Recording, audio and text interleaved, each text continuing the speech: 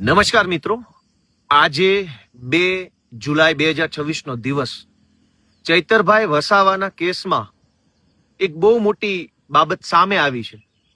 જ્યારે ચૈતરભાઈને જેલમાં પૂર્યા ત્યારના એ દિવસે જે દિવસે ચુકાદો આવ્યો એ દિવસનું જો મારું મીડિયાનું નિવેદન સાંભળ્યું હોય તો એમાં હું બોલ્યો છું કે સરકારી પોલીસ, સરકારી ફરિયાદી, સરકારી સાક્ષી, સરકારી વકીલ બધાએ ભેગા મળી અને ભાજપના ઈશારે નિર્દોષ લોકોને જેલમાં પુરાવાનું ષડયંત્ર કર્યું છે. આ નિવેદન મારું તે દિવસથી લઈ આજ દિવસ સુધીનું છે. હવે આ વિડીયો સાંભળો, બહુ એક રસપ્રદ બાબત સામે આવી છે. આ સાંભળો.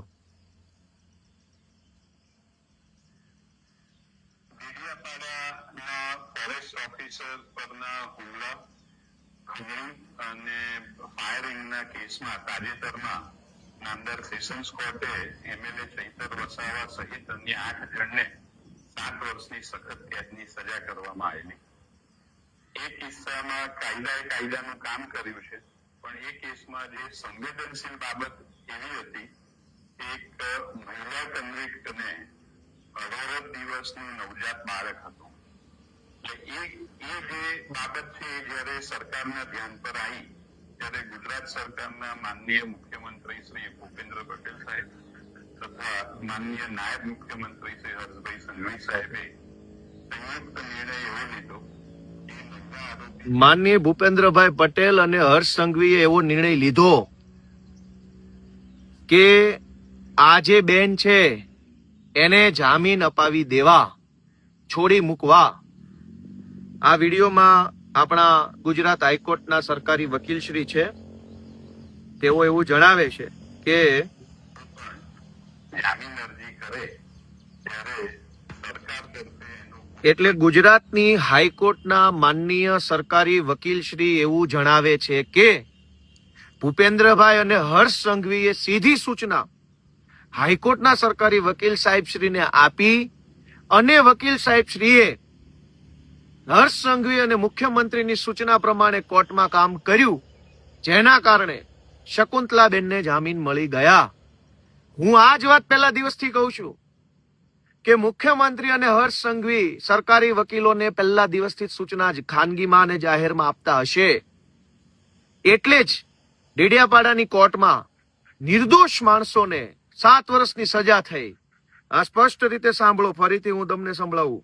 કેસમાં જે સંવેદનશીલ બાબત એવી હતી, એક મહિલા કન્વિક્ટને 18 દિવસનું નવજાત બાળક હતું.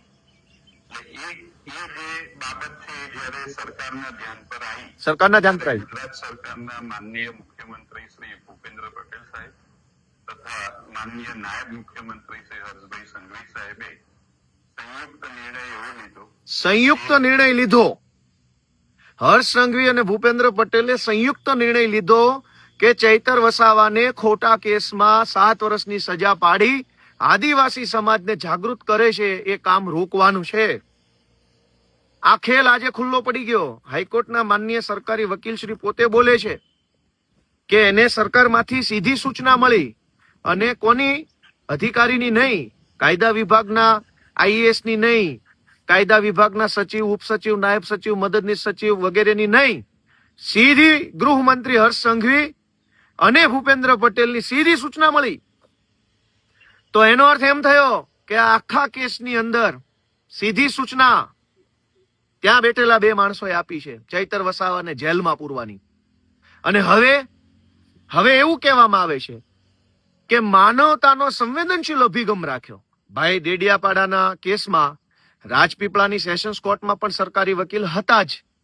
તો રાજપીપળાની સરકારી વકીલ જે કોર્ટમાં સરકારી વકીલ છે એને મુખ્યમંત્રી અને ગૃહમંત્રીએ કેમ માનવતાનો સંદેશ ન આપ્યો? ત્યાં તો સરકારી વકીલે જે કાંઈ દલીલો કરવાની હતી એ કરી, ખોટી સજા પડાવડાવી. અને હવે મુખ્યમંત્રી સંવેદનશીલ થઈ ગયા, ગૃહમંત્રી માનવતાનો અભિગમ દાખવતા થઈ ગયા. શું કામ?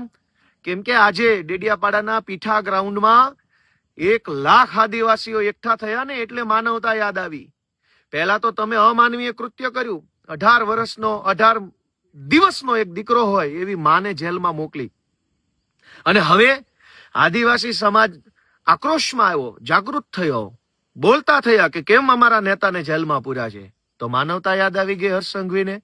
અને માનવતા યાદ આવી જ છે તો માત્ર એક બેન પૂરતી કેમ, એ બધાય નિર્દોષ જ છે.